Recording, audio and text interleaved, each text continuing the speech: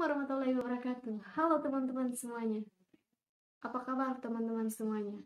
Semoga teman-teman selalu sehat ya. Oke, sebelum kita masuk ke video selanjutnya, aku pengen kenalin diriku dulu.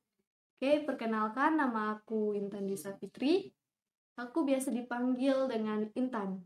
Aku berasal dari kampus ITB Stikom Ambon, jurusan Sistem Informasi. So, di video kali ini, aku bakalan menjelaskan sedikit ke teman-teman semua mengenai apa itu sih kamera DSLR. Nah, mungkin bagi sebagian teman-teman masih mengira kalau kamera itu ya semua sama aja ya kan? Tidak, teman-teman. Jadi kamera ini dia terdiri dari beberapa jenis ya teman-teman. Yang pertama itu ada kamera DSLR, yang kedua itu ada kamera mirrorless, yang ketiga itu ada kamera analog, yang keempat itu ada kamera polaroid, dan lain sebagainya teman-teman. Tapi di sini aku bakalan membahas mengenai kamera DSLR aja ya teman-teman. Nah, pasti teman-teman bertanya-tanya, DSLR ini apa sih sebenarnya? Jadi DSLR ini dia memiliki kepanjangannya tersendiri ya teman-teman. Kepanjangannya itu Digital Single Lens Reflex, atau yang biasa teman-teman sebut sebagai kamera digital. Nah, kamera DSLR ini adalah kamera digital yang menggunakan sistem cermin otomatis dan pentaprisma atau pentamirror untuk meneruskan cahaya dari lensa ke viewfinder. Nah, pasti teman-teman bingung pentaprisma itu kayak gimana sih? Jadi pentaprisma itu cermin segi 5 ya teman-teman, seperti ini nih. Nah, seperti itu ya teman-teman. Terus viewfinder ini apa? Oke, viewfinder ini adalah sebuah lubang kecil yang letaknya berada di belakang kamera, tempat biasa teman-teman mengintip objek yang hendak teman-teman ingin potret. Nah, seperti itu ya teman-teman. Oke, dari penjelasan kamera DSLR yang itu, pasti ada dong yang namanya kelebihan dan kekurangannya. Kelebihan dari kamera DSLR ini apa sih? Oke, jadi kelebihan dari kamera DSLR ini yang pertama itu ada fleksibilitas.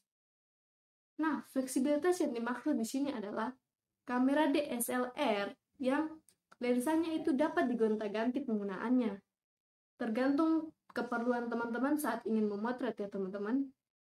Dan kamera DSLR ini juga dia ada banyak pilihan lensa seperti lensa standar, wide angle, dan juga fast lensa teman-teman. Nah, terus ada juga kelebihan yang kedua, yaitu hasil tangkapan jauh lebih bagus. Nah, teman-teman, jika dibandingkan dengan kamera digital yang biasa, kamera DSLR ini dia sangat jauh lebih unggul.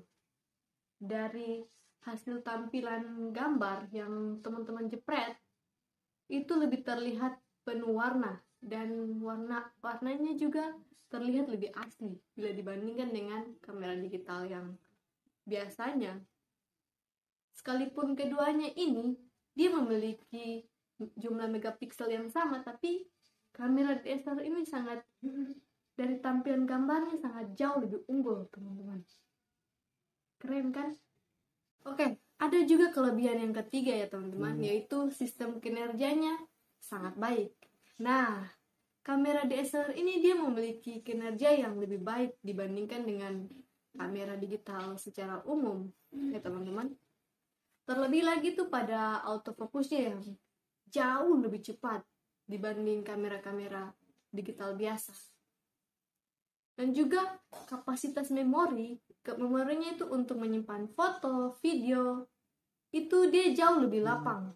Artinya dia jauh lebih besar dibanding dengan kamera-kamera digital yang biasa ya teman-teman.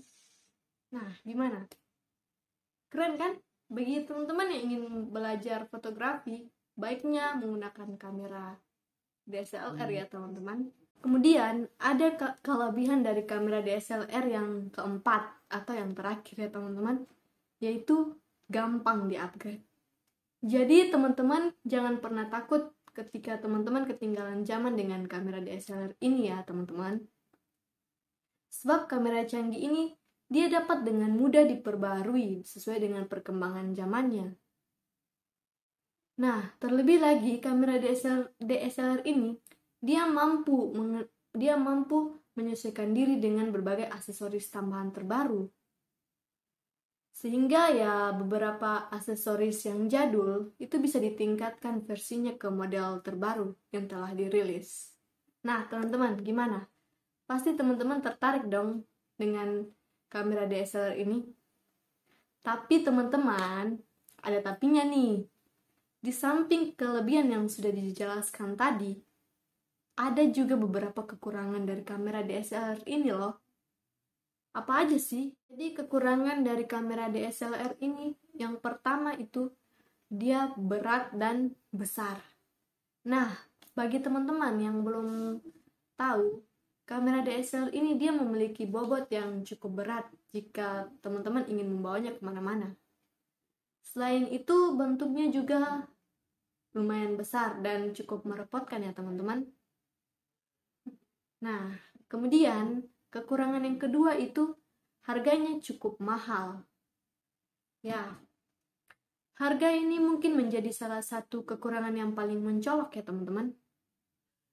Karena rata-rata semua brand itu dia mematok harga yang tinggi untuk kamera DSLR ini. Maka teman-teman jangan kaget jika teman-teman mengunjungi beberapa store kamera DSLR ini dimanapun, teman-teman akan menemukan perangkat ini dibanderol dengan harga puluhan juta. Wow. Tapi itu teman-teman, ada harga, ada kualitas.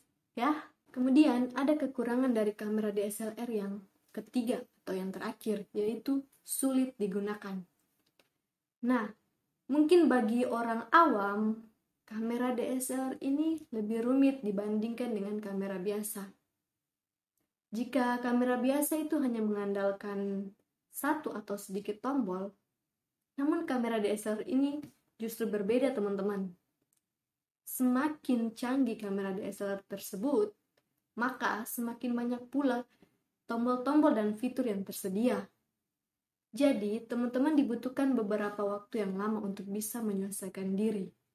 Nah, makanya jika teman-teman ingin belajar, sebaiknya teman-teman miliki kamera DSLR terlebih dahulu ya teman-teman.